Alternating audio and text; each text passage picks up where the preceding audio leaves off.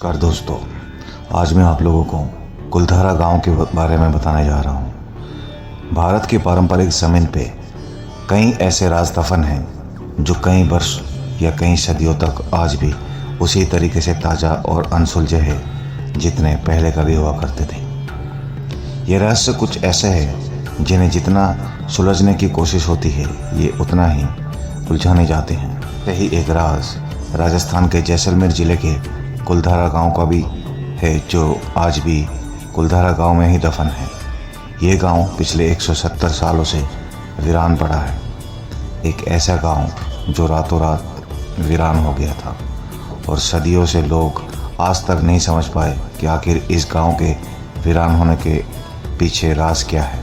कुलधारा गांव के वीरान होने से लेकर एक अजीबोगरीब रहस्य है। दरअसल कुलधारा की कहानी शुरू हुई थी आज से करीब 200 साल पहले, जब कुलधारा खंडर नहीं था बल्कि आसपास के 84 गांव पालीवाल ब्राह्मणों से आबाद हुआ करते थे। लेकिन फिर जैसे कुलधारा को किसी की बुरी नज़र लग गई। वो शख्स था रियासत का दीवान सालम सिंह। दीवान सालम सिंह जिसकी गंदी नज़र गांव की खूबसूरत लड़की पर पड़ गई थी। दीवान उस लड़की के पीछे इस कदर पागल था कि वो किसी तरीके से उसे पा लेना चाहता था। उसने इसके लिए ब्राह्मण पर दबाव डालना शुरू किया। हद तो तब हो गई जब सत्ता के मद में चूर इस दीवान ने लड़कों के घर से संदेश दिया और भिजवाया कि अगर पूर्णमासी तक उसे लड़की नहीं मिली तो वो गांव पर हमला करके लड़की को उठा ले जाएगा।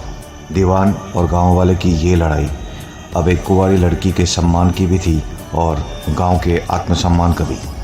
गांव के चौपाल पर पालीवाल ब्राह्मण की बैठक हुआ और 5000 से ज़्यादा वड़ीवर ने अपने सम्मान के लिए रियासत छोड़ने का फैसला कर लिया। कहा जाता है कि ये निर्णय लेने के लिए सभी 84 गांव वाले एक मंदिर पर इकट्ठा हुए थे और उन्होंने फैसला किया कि कुछ भी हो जाए अपनी लड़की उस दीवान को नहीं देंगे। अगली शाम कुलधारा यूं ही वीरान हो गया, जहाँ पर आज परिंदा भी उस गांव पे और उस गांव के सरहद पे दाखिल नहीं हो सकते। कहते हैं कि ये गांव छोड़ते वक्त उन ब्राह्मण ने इस जगह को श्राप दे दिया था।